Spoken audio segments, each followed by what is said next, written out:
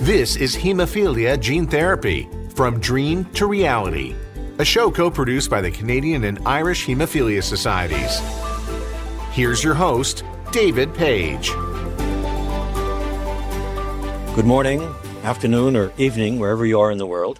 Welcome to this video podcast co-produced by the Irish Haemophilia Society and the Canadian Haemophilia Society, called Haemophilia Gene Therapy, From Dream to Reality.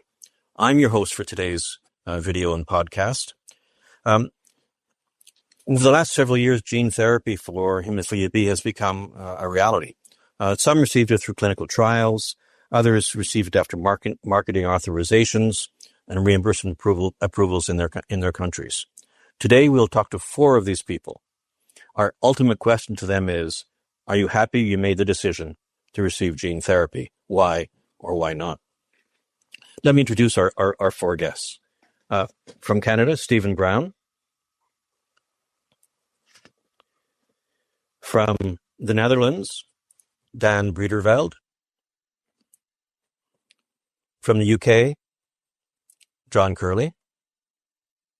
And from Ireland, and my colleague in this production, Brian O'Mahony.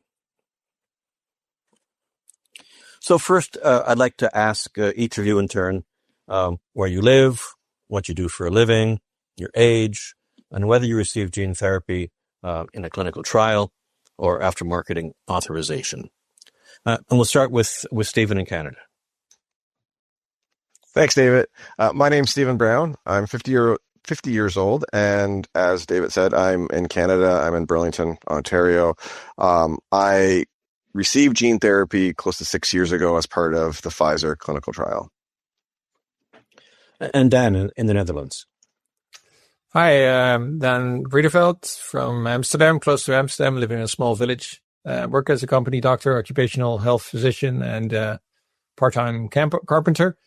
And I received my gene therapy in a clinical trial, phase 3 trial, about 6 years ago, CSL Behring. Thanks, Dan. And over to you, John.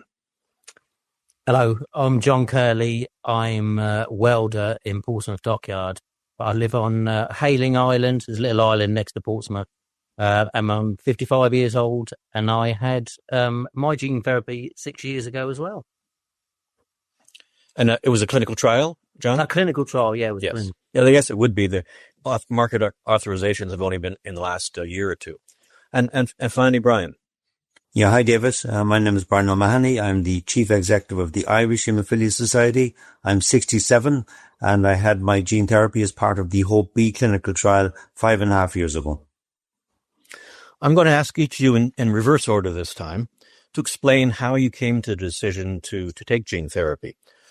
More precisely, what were your goals in choosing this treatment over factor concentrate prophylaxis? What did you know beforehand about the risks and benefits? Who did you talk to in making this decision? And do you think you had all the information that you needed to make that decision? So we'll start with Brian. That's several questions in one. Okay. Yeah. Yeah, I mean, look, I'm probably somewhat different because I was following the science on this for many years. And as CEO of the Irish Haemophilia Society, I was also responsible for encouraging many of the companies to come to Ireland to look at Ireland as a potential site for clinical trials. And we organised meetings with our members for them to discuss this and to look at the trials that were coming forward. In the course of looking at all the trial data, I became convinced that for me personally, the benefit-risk ratio of taking part in one of the trials was positive. So I decided I would do this. I suppose my decision drivers, I like the idea of stopping prophylaxis. I was hoping to diminish the amount of chronic pain in my damaged joints. I wanted to be more active physically. And also, frankly, I wanted to see what life was like without having severe hemophilia. In terms of my goals, I was fully aware that I could set my own expectations, but they may not be met. Having said that, I was hoping for a factor 9 expression somewhere between 20 and 60%. I wasn't really looking for 100. I was hoping it would last for at least 10 years. And as I said, I was hoping to have decreased chronic pain in my target joints. Thanks. Who did I speak to? Again, somewhat different than many. My family trusted my views on this, so we didn't have a lot of conversations about this, but I had quite a few conversations with clinical colleagues and friends around the world because we, as you well know, Dave, we have a large network of colleagues who work in this area. So I talked to a lot of people, some people who thought it was a good idea for me to do this, some thought it was a bad idea, and I listened to all opinions and then made my own informed decision. So you had access to a lot of information. John, perhaps that wasn't your case. Could you tell us about your decision-making process, the drivers, your goals? Of course, yeah. I was a bit isolated in the Portsmouth area. I never grew up knowing any other haemophiliacs or what they did. It wasn't until probably about 20 years ago that they asked me to go up to Basingstoke to a proper haemophilia centre to meet a woman called Savita Rangan. Does everyone know her? Anyway, and she was the head of the haemophilia centre there. And she asked me to do some clinical trials for her. She always said, look, John, if anything comes, like any cure comes about, you'll be first in line if you do this stuff for us.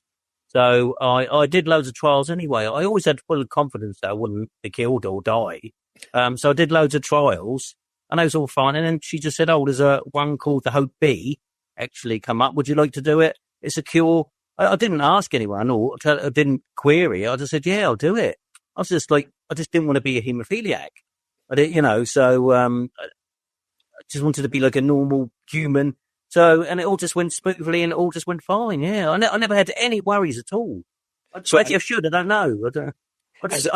As a welder, did you have some goals in perhaps, improving your health so you could continue in that kind of very demanding job? What was the main thing? The main thing was hiding it all the time. If you told them only a few people knew I was a haemophiliac and dockyard, because the majority of them didn't. Because obviously years ago there was the HIV and hepatitis thing and all that, and so you had to hide it. I wouldn't have got any work otherwise. So I was always sort of like hidden. So part of the reason was as well. So I was like, I'm not a haemophiliac anymore, blah, blah, blah. So that was one of the reasons. Did it affect? I suppose it did affect me. Sometimes if I used to get bleeds into my like elbows or something, I think, oh God, maybe it will stop all that, which it did. It did. I was never on prophylaxis, by the way. No one ever offered me prophylaxis. It was just as and when I got hurt. So, so the thing was, I didn't want to be a haemophiliac. I wanted to just get on with life, blah, blah, blah. And it worked. I had full confidence in everyone. I don't know whether I shouldn't have, but, yeah. So two very different perspectives there. One, very well informed, and another one trusting that it would work out. Dan, where do you fit in that picture? Well, somewhere in between, because I think it's very rare that you're so well informed as Brian is. But being a medical doctor myself, I was, of course, not on top of the science around gene therapy, but I did follow it since the 90s, actually, since they were experimenting on mice and dogs. And yes, I dreamt actually, when I was in elementary school, I told the teacher, everybody around me wanted to be a fireman or a firefighter or a policeman.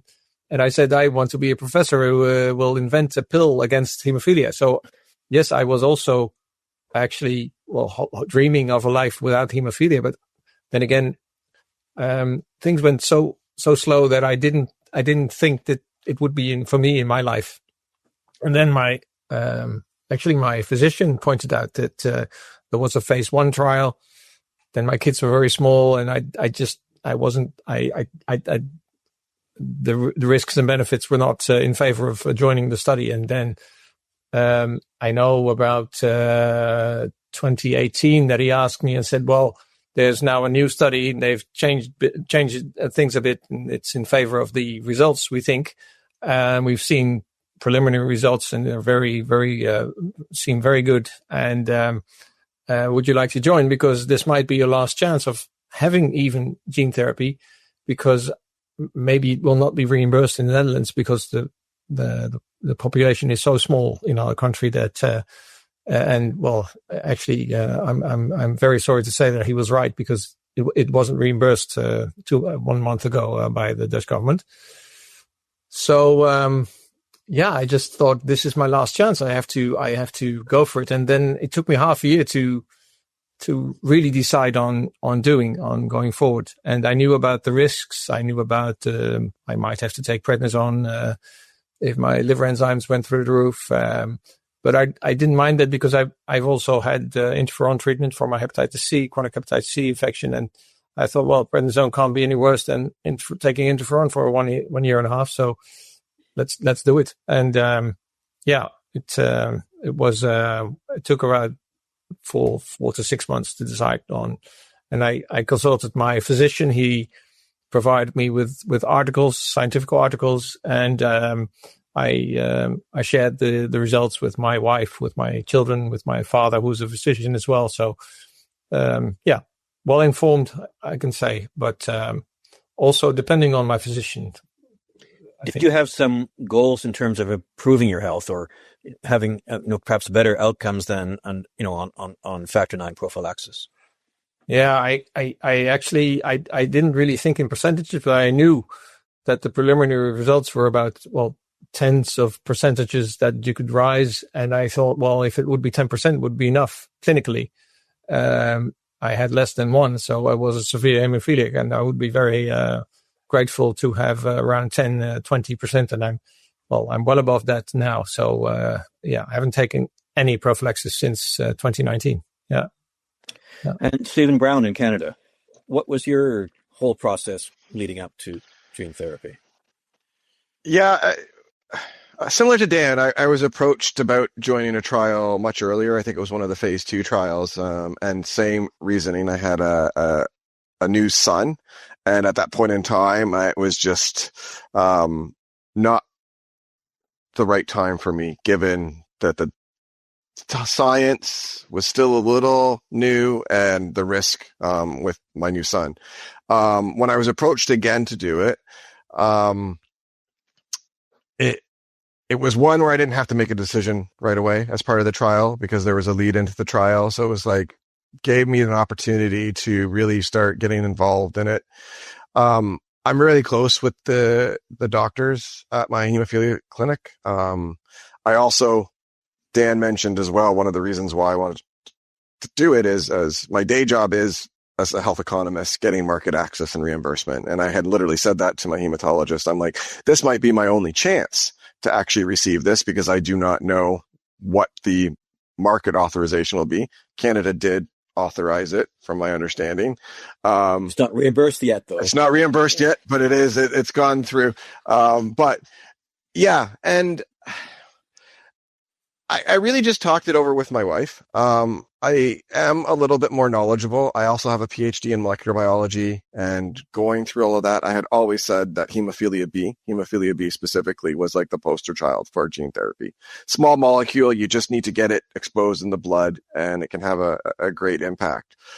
So there was part of me that just, having a PhD, going through the times since Dolly the sheep had been cloned to actually receiving gene therapy myself was, kind of a cool factor. There is the part of me also that I'm very appreciative of all the older hemophiliacs that went through all the trials in the past, to get things like the long-lasting and recombinant factors that we did. And I felt it was a little bit of my duty to try to do that opportunity, as well as I do have a son. He's very active. I'm getting into that old age, and it would be nice to, slow down some of the damage in my joints so that maybe I can be a little bit more active, in future. So that was kind of my rationale. Staying with you, Stephen, how was the day of infusion? Was it a big deal? It was a huge deal. It was the first time in Canada that they had done this, and just the red tape and to handle an infectious product was a lot of work. It took a lot of collaboration with a lot of different groups, including like the pharmacists, the research labs, as well as the hematologists and clinic. When I was there, everybody's all gowned up, masked. I'm here sitting in a t-shirt, waiting for it. And, I think there were a lot of people that came down to see me that day. I have lots of great pictures. One of my old hematologists came down to visit because, it was seen as a very, a breakthrough, crossing that line of, offering a potential cure. I use the word cure very, very loosely here. But yeah, it was a big deal. Dan, a big deal for you in Holland? Yeah, actually taking the decision was a big deal. And then after I took the decision, I knew I was entering a process I could not stop, and I didn't want to stop. And, it was more of a big deal for my treatment team, actually, because they, as John said, they were all dressed up, or Stephen said, sorry, dressed up in suits and masks, and it was before Corona. So we weren't used to that yet. And, it was crazy. And, but I was just there sitting in my t-shirt as well, and just, enjoying the scenery. And, I took the shot, lay down for an hour.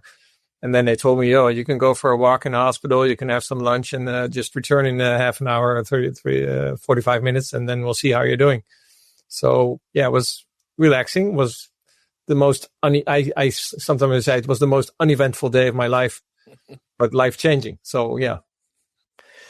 And John, how did it go for you on dosing day? No one told me it was infectious. They just said, it was like a build-up, and they said, John, on like this day, can you come in and we'll inject you? And I went, okay then. And I don't know what I was expecting, but it was like on a drip. I thought they'd just like give me an injection on the arm, but it was like a clear fluid. And my wife was there, and I didn't know it was like dangerous or anything. Was it infectious? Was it? I think a couple of people might have had gangs on or something, but they put a drip in my arm, and it took about an hour to infuse. And I say, I don't know what I was expected to happen, like a big marching band or something come out. I don't know. But it just all went smooth. And they said, once it was done, I said, is that it? And they went, yeah. And then, I had to go and sit in the room next door, lie down on the bed. And, as after about 2-3 hours, they said, we have to feel all right. I said, yeah. They said, I'm going now then. And then obviously I had to come back. Was it an event? It was all like uneventful. It was an event, and then it was an event. I don't know. I don't know what I was expecting, but it took about maybe 3 weeks to actually start to build up the clotting factor. I think I'm probably the least educated here, and I don't know if ignorance is bliss, but they didn't just tell me a lot. I just used to go, okay then, but it worked. Everything they said would happen happened. So I was pretty fine with that. I always had confidence in them, but it was. I suppose it took half a day total. I had to drive to Southampton, put a drip in, lie on a gurney, took about an hour, and then I got up, went to another room, lied on the bed, and then, told to go home. Yeah, it's all fine. And then obviously, every other week I used to come back for a blood test and that, and it's all pretty simple. There's all, it went exactly how they said it would. So, brilliant and uneventful. So, Brian, I guess you were a bit more prepared for your experience. Just to reassure John first, John, the gene therapy vector was not infectious. It's an attenuated virus. It doesn't cause any infection. It's harmless. It's just a delivery vehicle really for the piece of DNA. Look, I would agree with what Dan said as well. It's quite an eventful day in terms of potential life changing, but it's also very uneventful. It's very boring. In fact, you go in, they set up an intravenous strip, takes about an hour and a half. You sit for a couple of hours and then you go home. Now, I was the first person in the hospital to get any sort of gene therapy. So I was quite relaxed, but there were nurses, research nurses, doctors all gowned up. There was the hospital director, the research director, their PR team were outside. There was a crash team in case something went wrong. So I was quite relaxed until I see about 20 people outside, which says, what's going on here? Having said that, I'd made it clear I was also going to speak publicly about this. So hence I'd given permission for their PR team to be there. It was very uneventful. You get the infusion. They're just watching to make sure there's no sort of infusion reaction, and then takes an hour and a half. You stay for a couple of hours and then you go home. Now, I did find when I went home that night that I was kind of emotionally drained because, it was an uneventful clinical procedure, but, intellectually I knew this is a big deal. This is a potentially life-changing day. So I was tired that night when I went home, just from the sheer importance of the event. Let's move on to the follow-up, because the follow-up is a bit different. It may be more of a big deal than just the dosing day. Brian, how did that go for you in terms of, the rigor of all the testing in the 6 months following the administration? The first 3 months is especially onerous because you're going in once a week, every week for 3 months. And in fact, I decided to go in twice a week and have some extra transaminases done twice a week just to make sure that was all stable. Now, this does not come. What's the purpose of this frequent testing? Well, I mean, Dan mentioned that you might have to take prednisone. When the gene therapy goes to your liver, quite understandably, in some people, the liver reacts and gets a bit inflamed. It doesn't really cause any serious liver damage, but that inflammation can kill off the gene therapy in the liver cells where it has taken hold. So it's very, very important if your liver enzymes start going up at all, that you spot that straight away and you start steroids. The protocol was once a week. I actually went in twice a week to do that. It was quite funny in a sense because in the lead up period, which was quite long, about 6 months, I was doing a lot of negotiation with the research nurse about which days I'd come in for follow-up tests, and I was still trying to squeeze in some of my work and travel abroad.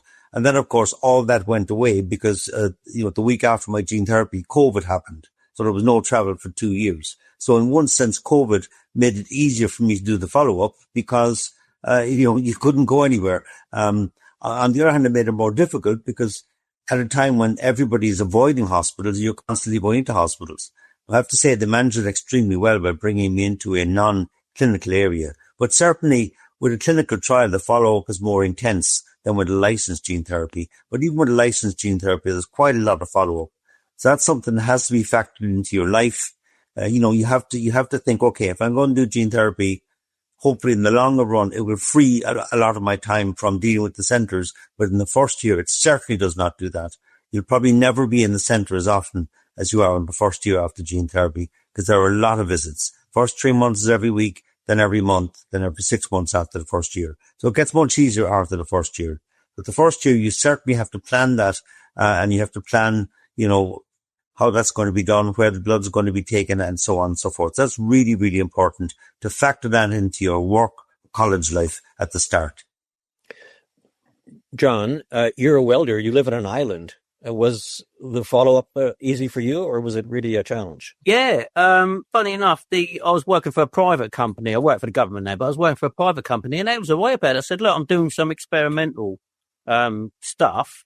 I said, it's really secret and all top. I said, I'll have to disappear off for a couple of hours a week. I was all right with it. And they said, all right then. I used to say, make sure we clock out. I didn't, but I used to say that, make sure we clock out, and that's fine by us. So yeah, it didn't. It used to take me probably an hour to get there and just have the blood tests, and then it's no big deal. I didn't think it was a big deal considering what I received. As Brian said, once a week we had to go there. I don't know if it's for 3 or 6 months.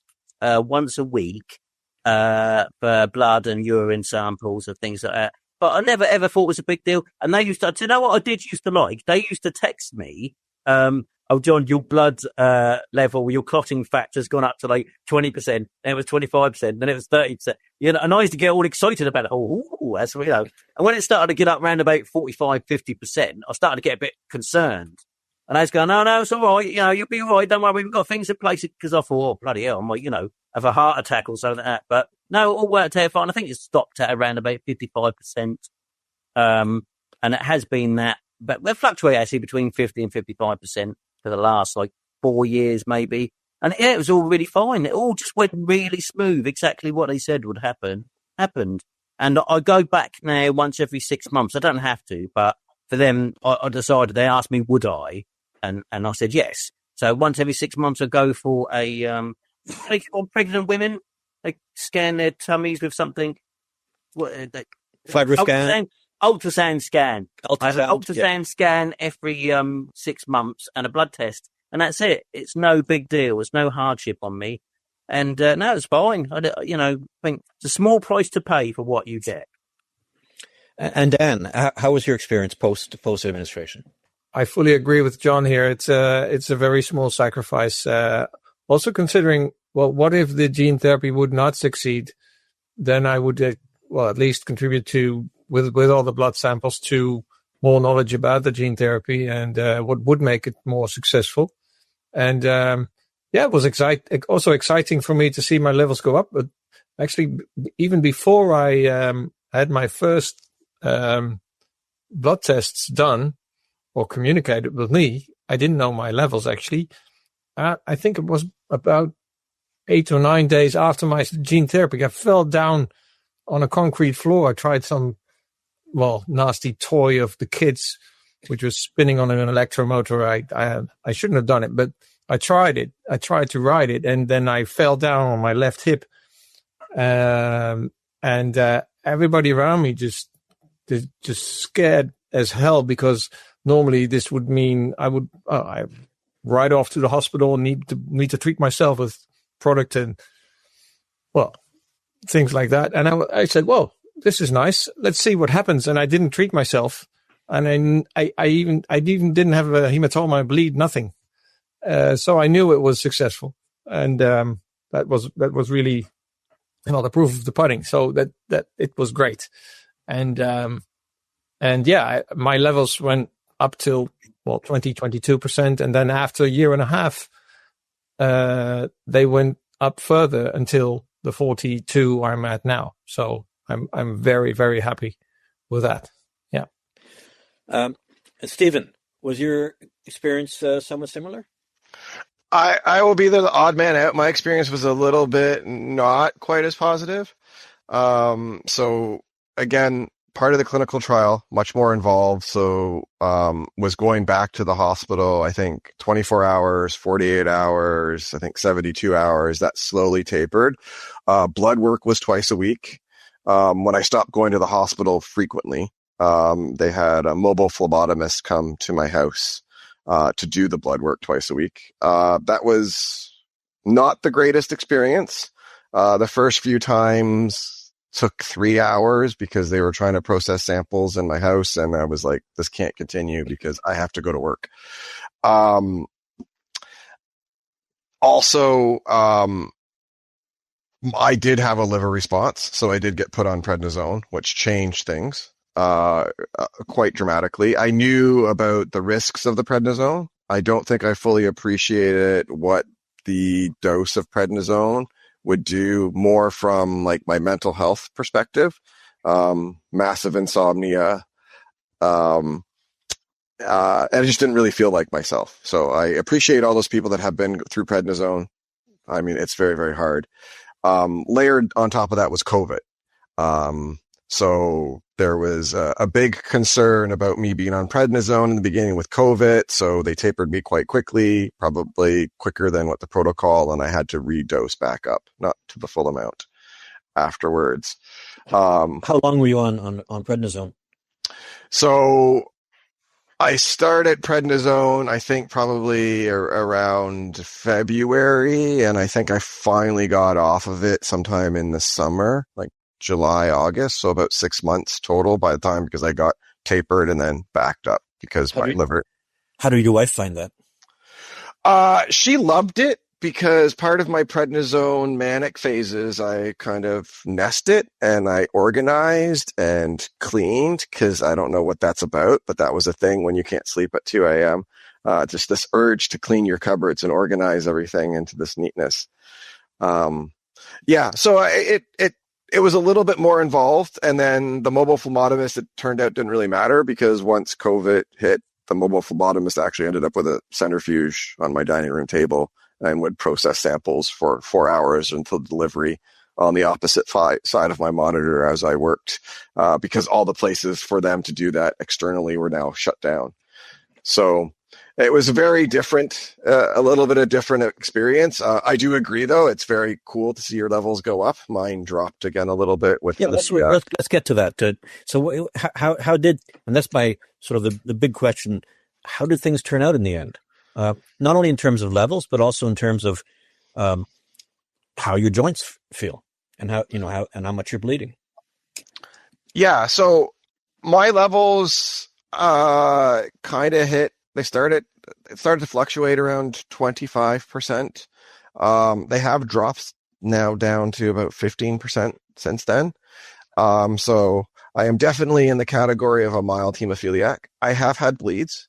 Now, granted, the majority of the bleeds have been in very bad target joints, and have resolved very, very quickly. But in terms of joint health and just general health overall, I don't know if I can say it's just a placebo effect that it's given me confidence, but, I went from looking into having an elbow replacement in my left elbow to now I can curl 25 pounds. It took a long time to get there, but I'm in better shape now than I have been in my entire life. Unfortunately, it does not reverse the damage of my really bad joints. So, but I think it's helped me prolong, how bad they are. So, yeah, that's where I'm at. And Dan, what's been your result? Both in terms of levels, but in terms of overall health? Actually feeling relieved and free, not depending on product or pharma anymore, and keeping in mind that indeed we had the HIV and the Hep C period. And although all the products we use now are recombinant, you can never be sure. And if the factory had been in Ukraine, we had a big problem. We've had a big problem in Europe. So that's a real relief, actually. And knowing that you're gonna survive in the jungle is actually quite a nice feeling. Or you can die on something that normal people would also die from. But in terms of joint health, I didn't have any joint damage. I was very lucky, and I think, and at the same time, I actually had the first muscle rupture. I guess it wasn't due to the gene therapy, but who will know? But I had my first muscle rupture in a tennis tournament 2 years after my gene therapy because I ignored the pain. And I stretched, and then until I looked in the mirror, I thought, "Whoa, what's this?" There's a dent in my muscle, so I torn my pectoral muscle. So that was quite odd. So I had, it hemorrhaged as well. It bled as well. It was a bit bluish and greenish, but it didn't count. It didn't count. It doesn't protect you from everything in the world. No, exactly. But I had to, in that sense, I had to get to know my body again in a way, where the limits are, because normally a bleed would prevent me from going further. And now I thought, this can't be a bleed. So it's just cramp and I'm just going on. So that's new, but it's all luxury problems. I would say I'm totally relieved I took it. John, you've already mentioned that you gained quite a good level, around 50%. And have you seen a difference in terms of your joint health and your overall health? I had weak ankles. That was about it. They used to tell me you could get microbleeds. I didn't know this because sometimes you get sore. I don't know. Then they said, "Oh, that's because you used to get microbleeds." But I think it has improved. I think, as Dan said, psychologically as well, just the travelling and things like that. It just feels so much freer. I've actually damaged my hip. I used to be a keen cyclist, and I think my left hip's wearing out now. So they're looking at it now. I might have to have a hip replacement. I don't know how that's going to go. But no, as concerning the rest, I've not had a bleed. I've not had anything. I'll say there's been a couple of times I've actually cut myself and I've been amazed that it stopped. I was watching it just stop and I was like, wow, bloody hell. So, no, not, my wife's over there. I can't think, I've not had any bleeds at all, have I? No, not one bleed, not one thing's gone wrong. So, it's pretty good. So if I had to have a hip replacement, I don't know how that's going to go. Maybe they have to give me some extra factor or something. I don't know, but they're looking into it. They're going to see. But no, it's just positive. I've got nothing negative to say. I mean, honestly, if I had to say negative, it's like, I would tell you. there's been nothing negative at all about this whole thing from start to finish. So it's been bloody marvelous, and I hope other people can experience it. Just the psychological. Do you know what? I'd say half of it was probably psychological. Just as Dan said, the freedom, it releases you from constantly watching whether the pavement's uneven or if there's a sharp object about, or it releases you from that. So just absolutely fabulous, the whole thing. Brian, you're a bit older than the others, and maybe your joints were not in quite as good a shape.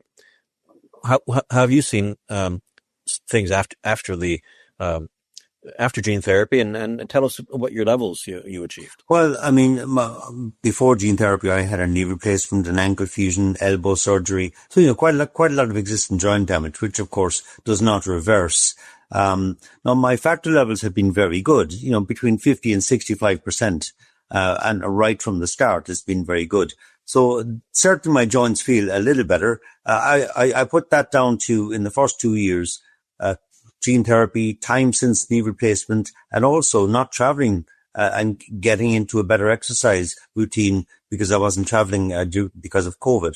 I had 2 bleeds in the last 5.5 years, 2 minor bleeds. I also had factor for a couple of steroid injections, and I also had a brain lesion, which required a very lengthy surgery. The brain lesion was not due to the gene therapy, it wasn't linked. And in fact, the amount of factor I used for a 12-hour brain surgery was quite small. But no, I've got no treatment remorse, no regrets. I think it was the right decision for me to take at the time. I don't regret it. I certainly think it's been nice to be free of prophylaxis. It's been nice to be able to travel without bringing factor with you. I probably don't have the same degree of psychological freedom as John or Dan mentioned, because of course my job is haemophilia. So I'm spending less time on my own haemophilia, which means I'm spending more time on others. And Brian, is there one thing that surprised you, or what's the one thing that surprised you most in this whole voyage, this whole journey? Two things. One, after the first 3 months of the clinical trial, I did become iron deficient, and that was actually because of the sheer volume of blood they were taking every week. So that's something they need to factor in, that, you can get iron deficiency. The second thing was, a year after the trial, I was up in the Dublin Mountains with my wife and children doing some hill walking, and I was up on a low stone wall, and I slipped and fell onto some rocks, and nothing, no bleed, nothing. Like Dan falling off the children's toy. That's quite a bizarre and very nice experience. I could tell very quickly this was not going to bleed. And I've had a couple of incidents like that since, where, I was in Vienna last month. I turned around after leaving a building and I whacked my shin off a low, concrete bollard, which was stippled. So it gashed my shin and then knocked me off balance. So I fell hard on concrete and hit my shoulder and my hand and my knee. And my knee was sore for 2 days. I put an ice pack on it. It wasn't a bleed. It was just sore, and that's fine, no bleed. So that is a strange feeling for all of us who've grown up with severe hemophilia, to see a situation where 100% you would have needed immediate factor and you don't need factor. John, what surprised you most about your journey? God, how could we put it? I'm grateful. How grateful I am. What's the other thing? Probably more the psychological side. When they said this will work, John, they was really confident it's going to work. I said, John, this will work. It's not going to go. So I was pretty confident it would. So the psychological effect on me, I think that's what surprised me the most. As Brian said, traveling, not having to take injections with you, and the freedom of just, I don't have to make sure there's a hospital near me or a fridge or that side of things. That's what surprised me the most, how much it actually really influenced my life. Even though I didn't want it to, it did. But so no, just the freedom, the psychological freedom to just, do what you want. Obviously, without being stupid. But that's what's great about it for me. And Dan, what surprised you? It's more or less in the same freedom category. I think it's before I had gene therapy, I could not forget. I had to think. I had to be thoughtful all the time. I always thought when I engaged into new situations, okay, what would do this to my hemophilia? What's the nearest hospital? What would happen if I blah, blah, blah, blah, blah, blah. Always the worries in the background. And now I can forget. I may forget. And it feels so rich and so privileged. I'm grateful. Yes. Stephen, any surprises for you? It's not a surprise because I think everybody else has already said the answer. It's a weird feeling going from a severe hemophiliac, wondering every ache and pain is a bleed, going now to wondering, is that even a bleed, or is it something that I can go on and ignore? And as others have echoed, that you can, sort of push through and worry about later. It's a very different feeling. I didn't think I'd be in my 50s and my major health problems right now are not my hemophilia, it's my allergies. Like that just sort of goes to say I see my allergist more than I see my hematologist. And in fact, I had to treat for a procedure recently, and my son came in the room, 12 at the time. He's like, "What are you doing?" Like, he had never seen me treat. Even though when he was younger, I would be treating frequently for my prophylaxis. So it's a very weird feeling to go having something that, is always omnipresent in your life to now not so much. And it's been a little bit of a learning because it's not a cure for me. It's going from a severe to a mild. So now trying to live my life as a mild hemophiliac, with all my learnings from a severe. So. Well, thanks to our four guests for a really stimulating discussion. We hope for our viewers and listeners that succeeded in making gene therapy for hemophilia B a little bit more real and understandable. Now, to learn more about gene therapy, we invite you to tune in for the other episodes in this series, Hemophilia Gene Therapy from Dream to Reality. And above all, for those who are interested and eligible for gene therapy, it's important to talk to your primary medical provider or your hematologist to better understand if gene therapy is right for you. Thanks, and see you next time. Thanks for listening to Haemophilia Gene Therapy from Dream to Reality.